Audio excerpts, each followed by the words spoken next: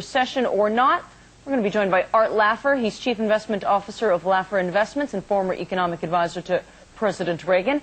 And Peter Schiff, he's president of Euro Pacific Capital. Gentlemen, thanks for being here. Peter, I want to start with you. Although there are more and more people saying that the U.S. economy will be in a recession next year, it is still a minority position. Why do you think that a recession is coming? Just how bad is it going to be? I think it's going to be pretty bad, and whether it starts in 07 or 08, I think is immaterial. And I also think it's going to last not just for quarters, but for years. See, the basic problem with the U.S. economy is we have too much consumption and borrowing and not enough production and savings. And what's going to happen is the American consumer is basically going to stop consuming and start rebuilding his savings, especially when he sees his home equity evaporate. And when you have the economy 70% consumption, you can't address those imbalances without a recession.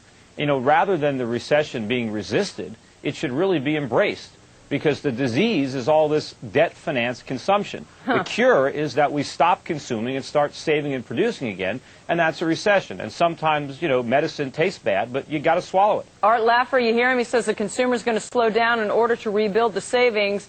And you know that two-thirds of the American economy is driven by the consumer. Do you believe that? No, I don't believe any of it whatsoever, Michelle. Excuse me. But, you know, what he's saying is that savings is way down in this country, but wealth has risen dramatically.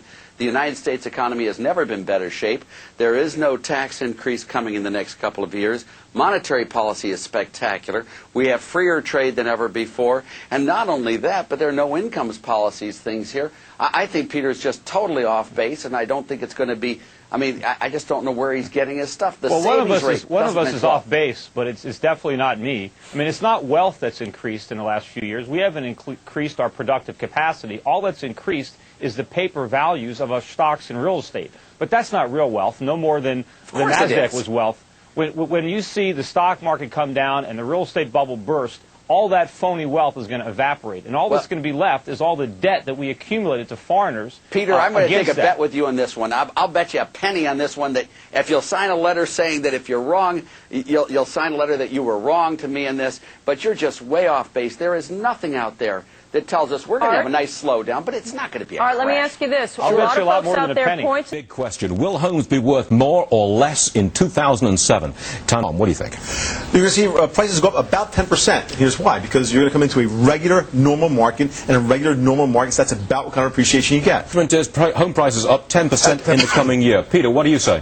Well, today's home prices are completely unsustainable. They were bid up to these artificial heights by a combination of temporarily low adjustable rate mortgage payments, by a complete, absence of any lending standards, and by speculative buying. And what's going to happen in 2007 is a lot of these artificially low ARM payments are going to be reset upward.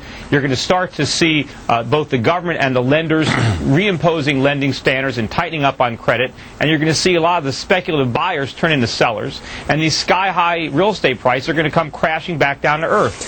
First of all, I have no idea what Peter Schiff is talking about. I agree with Tom. I think they're going to be probably up to about 10%. What artificial lending standard are you talking about? What's word to Peter? Most of the profits that people have in real estate are going to vanish, just like the profits in the dot-coms in 1999-2000. It's a fantasy. People can't sell their house.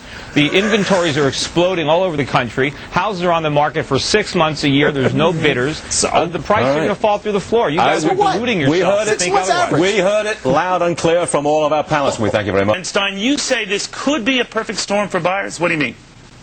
I mean that the credit crunch is way overblown. The financials are being given away. They're so unbelievably cheap.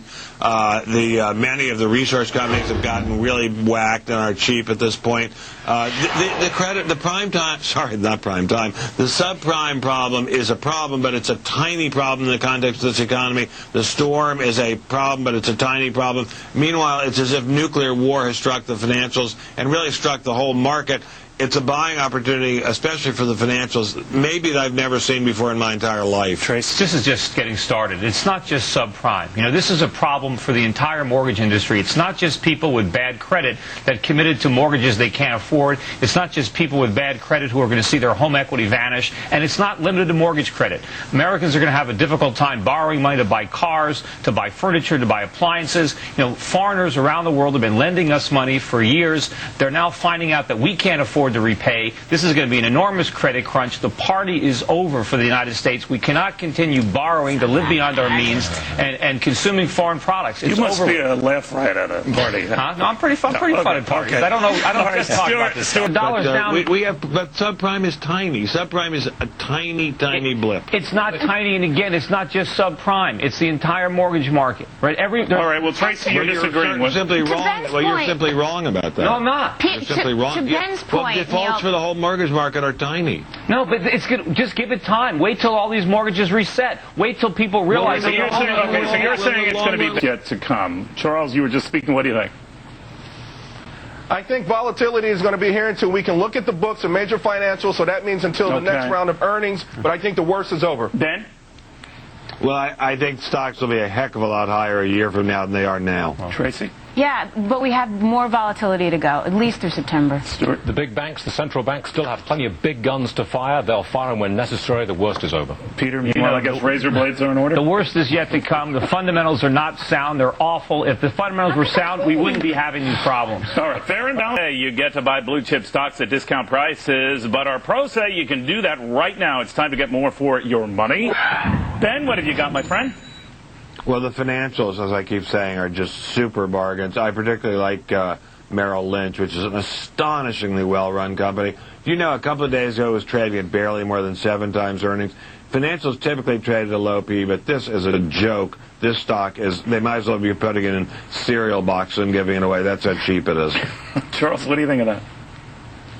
Yeah, I like the financials too. Merrill isn't my top pick in the group. I think Bear is probably the cheapest, although the riskiest, and some of the others are better. But, you know, the financials are a great place, absolutely. So what are you doing, Charles? I, again, like Ben, like the financials. I like Goldman Sachs. It's like getting Dolce & Gabbana on sale. This is the creme de la creme of Wall Street. It's cheap. These are the... Isn't it still up substantially year over year, though? It is down, and it's probably actually going to go further, and I think that people should start nibbling at this thing. Peter, what do you think of that? Look, stay away from the financials. They're toxic. They're not cheap. They're expensive. You think they're at Well, let me finish. Being so pessimistic. Let me finish. You think they're at low PEs. They have no earnings. Their earnings are going to disappear. I remember a year ago when earnings. Their earnings are huge. Ben, last year What are when you people were talking about?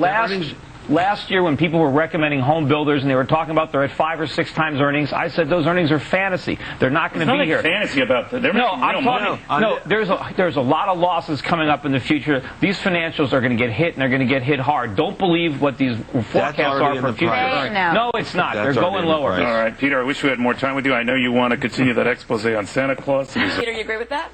Well, I think it's going to be an issue, but I think the economy in general is going to be a bigger issue. I think certainly by November it'll be obvious to just about everybody that we're in a pretty severe recession. I think a lot of the voters already know that. Just some of the people here in Wall Street haven't figured it out yet. But I think that the recession, the economy in general, is going to be a much bigger issue. And unfortunately, I think, you know, it's not tax cuts that we need. We really need a lot of spending cuts. The government has to cut spending because if they cut taxes and then just print the difference, what we get is inflation instead. So we have a little bit more money in our paychecks, but we have to pay a lot more for food, we have to pay a lot more for energy, and of course eventually we're going to see a big increase in interest rates as a result of all this inflation. All right, Charles, the crystal ball. Well, you know, if it's between boom and bust, I'll go with boom. I know the first half of the year is going to be tough. There's no doubt about it. But I think by the second half of the year, all these interest rate cuts will work their way through the system. Obviously, I think the housing market will be a lot better than it's been in 2007. The auto market, jobs, unemployment about 4.7%. And I think, Peter, inflation is going to be held in check. What do you like, Charles? Washington Mutual, and I'll add the caveat up front. This is a high-risk play, right? We're catching a falling knife. No kidding. What do you got for us? Well, I think in general people should stay away from stocks. It's going to be another bad year. I'm recommending the ETF GLD. I mean, gold has been doing incredibly well. As I mentioned earlier, it was up 33% last year. I think gold's going to go over $1,000 an ounce next year. I think U.S. stocks are going down. I think the Dow's going to go to 16,000, but the big winner will be NASDAQ. So I think everyone should have some exposure to the NASDAQ. Even now, after the run-up we've had. Oh, absolutely. What do you got going? Well, it might be a big year, just big losses. And, you know, I think what's going to happen now is we're going to see the subprime type loss scenario unfolding in other asset classes, such as bonds backed by auto loans, credit card debt. And that's really going to, you know, pull the rug out from under the consumer when not only can he borrow money to buy a house, but he can't borrow money to buy a car. He can't use his credit card at a department store because the people who hold all this debt and Wall Street securitized these bonds the same way they did with the subprime bonds, they're going to lose a lot of money and it's going to be a bigger credit card. All right.